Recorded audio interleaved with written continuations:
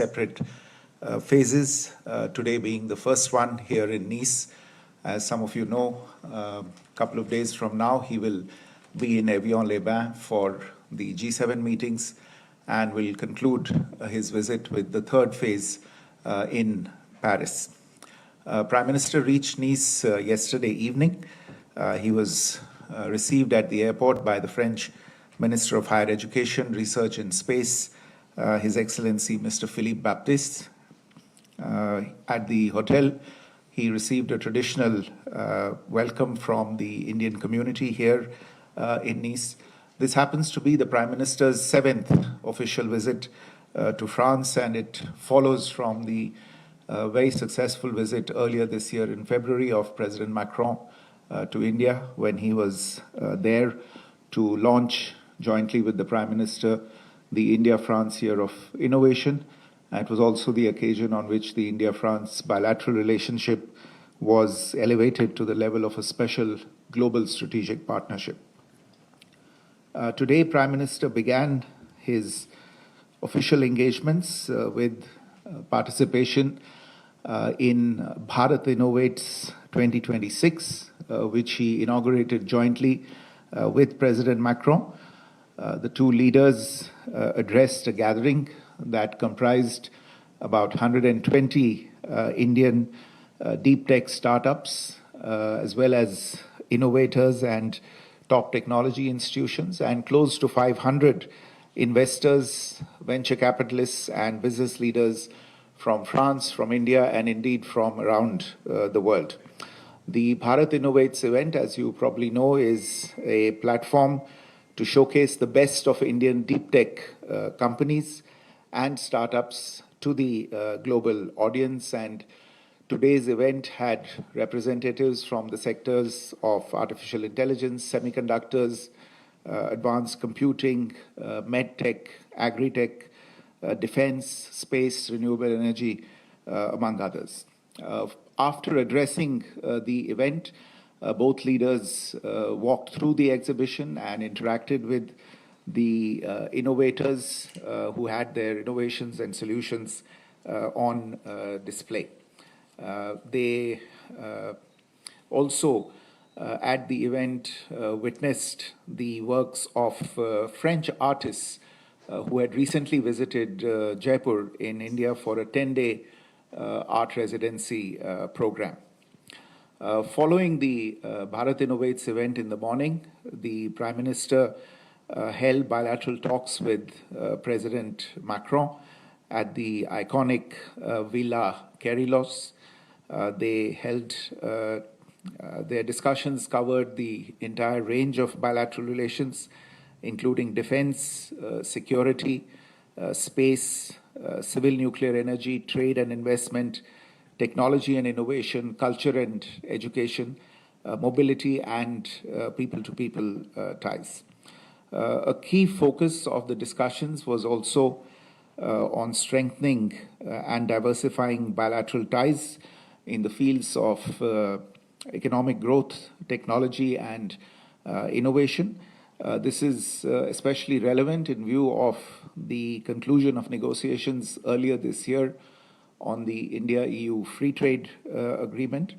There are a number of outcomes and deliverables from this visit. A full list of these will be available on the website of the Ministry of External Affairs, but very quickly, let me mention amongst the outcomes the setting up of a high-level mechanism to double bilateral trade within 5 years, the establishment of a dialogue on economic security, the adoption of an innovation roadmap 2030, the signing of as many as 19 agreements between institutions in the innovation ecosystem of both countries, the creation of an India-France joint working group focusing on artificial intelligence and its global governance, a memorandum of understanding on establishing a center of excellence in skilling in aeronautics at the campus of the Indian Institute of Technology in Kanpur,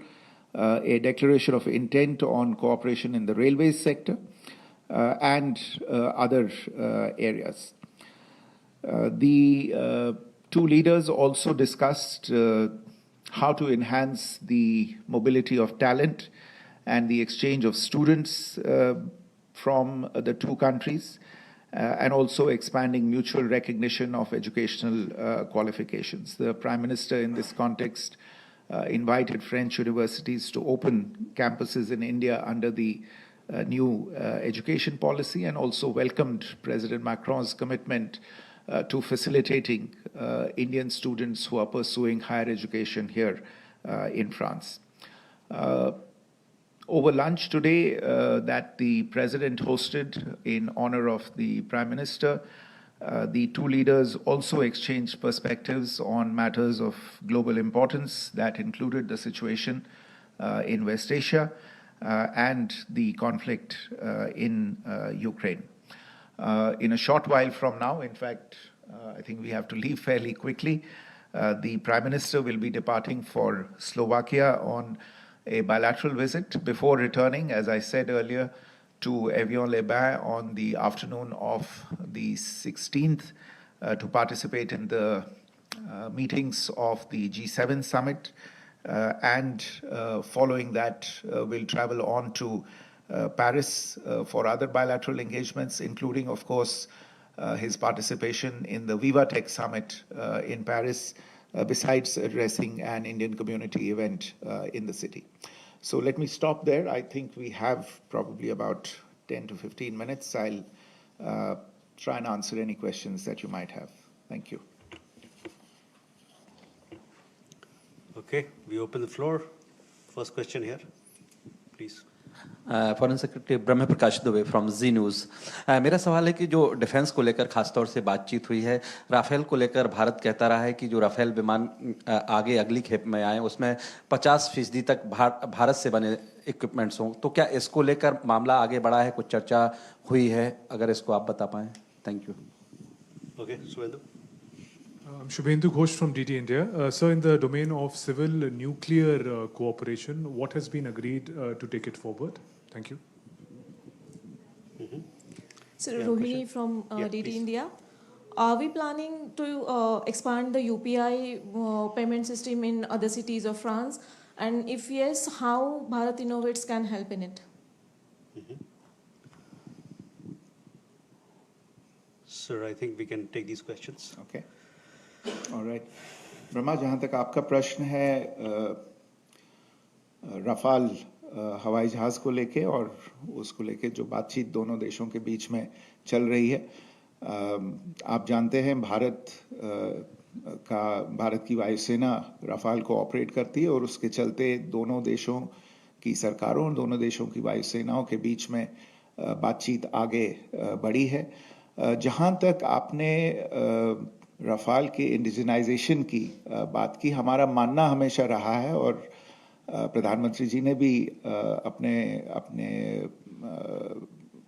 सारी जो उनकी meetings हुई हैं उनमें इस बात पे बल दिया है कि भारत जो अब एक तरह से रक्षा क्षेत्र में जो भारत का परिप्रेक्ष्य है वो ये है कि ज़्यादा से ज़्यादा आगे जाते हुए मेक इन इंडिया के कॉन्सेप्ट को आगे ले जाते हुए हम को डेवलपमेंट, को डिज़ाइन, को प्रोडक्शन और को मैन्युफैक्चरिंग की दिशा में जाना चाहते हैं। और इसके चलते जितना ज़्यादा प्रोडक्शन, जितना ज़्यादा डिज़ाइन, जितनी ज़्यादा मैन्युफैक्चरिंग भारत में हो सके उतना अच्छा है और वो हमारी प्रेफरेंस रहेगी। तो आज की बातचीत में भी रफाल को छोड़ के और भी विषयों पे बातचीत हुई, लेकिन मैं कहूँगा एक तरह से जो अंडरलाइंग थीम था वो यही था कि जिस भी डिफेंस प्लेटफॉर्म की हम बात करें, इस एक बात को हमें बेसिस लेके आगे बढ़ना होगा कि ज़्यादा से ज़्यादा लोकल कंटेंट हो, लोकल मैन्युफैक्चरिंग हो और इसी तरह से जो हमारा सहयोग हो उसको इस चीज़ को ध्यान में रखते हुए डिज़ाइन किया जाए। और इन सभी विषयों पे दोनों देशों के बीच में बातचीत चल रही है। जहाँ तक जो अलग अलग प्लेटफॉर्म्स हैं उनके उनके खरीद फरोख्त के बारे में या उनके ऊपर अनुसंधान करने के बारे में, तो वो दोनों देशों के बीच में बातचीत चल रही है. जब कुछ ऐलान करने लायक होगा तो उसके बारे में और सूचना दी जाएगी. Shubhendu, on your point related to civil nuclear, as you're aware, this is a very rich subject for discussions between the two countries. It has a long history of cooperation between the two countries. And again, in this area, there has been discussion going on with regard to the project in Jaitapur.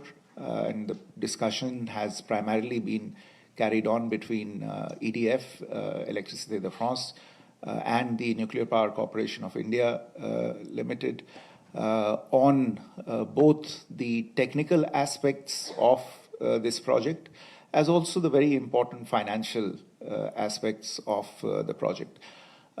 These discussions are carrying on. They are taking into account, I think, the fairly dynamic, I would say, scenario of nuclear technology itself, the innovations that have been made, and also the different possibilities that are there insofar as financing, etc., is concerned. But in parallel, there is a rich vein of discussions that has been opened on the aspect of small modular reactors and advanced modular reactors. And there too, there has already been a considerable amount of discussion between the two sides. You may be aware that there's a strategic task force between the two countries that looks specifically at this. In today's discussions between the President and the Prime Minister, there was discussion on nuclear cooperation as well, and Prime Minister in particular underlined the recent developments on the Indian front in terms of the enactment of the Shanti legislation in India, which essentially, after a very long period of time, changes the nuclear scenario, nuclear industry scenario in India, I would say, by permitting not just private sector participation in the nuclear sector, but also foreign direct investment in the nuclear sector. And with that in view, I think the field is open for French nuclear companies, in this case, to start looking at direct participation in the Indian nuclear sector, or do so in participation with Indian private sector companies, whether in conventional nuclear power reactors or in the more advanced small modular reactors, etc. So the Prime Minister shared his vision on this with the President, and the President welcomed the outlook that was provided, and both sides agreed to encourage their respective agencies to remain in touch on these issues, and we will continue to follow this particular matter. This issue related to UPI expansion, I believe UPI is already available at several localities in France now. I think it's available at quite a few major airports. At the very least, I know it's available at the Eiffel Tower. It was launched there. And there is discussion on expanding its availability in other cities as well. Bharat Innovates obviously is a platform for, in this case, deep tech innovation, but to the extent that it enables innovators, venture capitalists, funders from a variety of areas to get together. It's not just UPI, but several other similar innovations and applications in the fintech field that have the opportunity of introducing themselves to the larger community. I understand that in the next few days, in the coming week, UPI is going to be available also at Charles de Gaulle Airport in Paris, and interestingly enough, right here at the airport in Nice as well. So we can take one last question, please. So Mamta Chopra from DD News. हम जानते हैं कि bilateral trade को हम 5 साल में दोगुना कर रहे हैं, उसके लिए मैकेनिज्म तैयार हो रहा है। प्रायोरिटी एरियाज क्या रहेंगे और भारत इनोवेट्स के बाद क्या ये उम्मीद की जा सकती है कि डीप टेक प्रायोरिटी में रहेगा? आपकी बात सही है। जहाँ तक प्रायोरिटी एरियाज का सवाल है भारत और फ्रांस के बीच में, तो जो ट्रेडिशनल एरियाज रहे हैं द्विपक्षीय व्यापार में, चाहे वो टेक्नोलॉजी के क्षेत्र में हो, चाहे इंजीनियरिंग गुड्स के क्षेत्र में हो, चाहे टेक्सटाइल्स के क्षेत्र में हो, तो उन चीज़ों पे तो बात आगे बढ़ेगी ही बढ़ेगी। लेकिन बाकी जिन विषयों की मैंने अभी चर्चा की है, जो रक्षा का क्षेत्र है या न्यूक्लियर का क्षेत्र है, स्पेस के क्षेत्र में हमने बातचीत नहीं की, लेकिन स्पेस का क्षेत्र भी एक बहुत बड़ा क्षेत्र है। और आज भारत इनोवेट्स के चलते बहुत सारी नई चीज़ों के बारे में मैं कहूँगा न सिर्फ फ्रांस की जनता को, लेकिन एक तरह से वैश्विक स्तर पे लोगों को पता चला है कि भारत में क्या क्या संभव है। तो मुझे लगता है कि भारत इनोवेट्स भी एक तरह से द्विपक्षीय व्यापार को काफ़ी प्रोत्साहन देने में कामयाब रहेगा। Thank you, sir. With that, thank you for your presence, ladies and gentlemen. We come to the close of this press conference.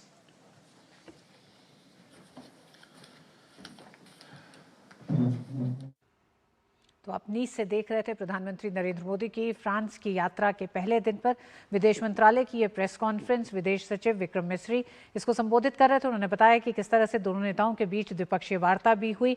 उसमें 5 साल में द्विपक्षीय व्यापार को 2 गुना ले जाने पर दोनों देशों के बीच नेताओं के बीच में चर्चा हुई। साथ ही आज पहले दिन भारत इनोवेट्स का संयुक्त रूप से प्रधानमंत्री मोदी और राष्ट्रपति मैक्रो ने उसकी शुरुआत की है। तो इसी के साथ न्यूज़ नाइट में आज बस इतना ही। मुझे दीजिए अनुमति। नमस्कार।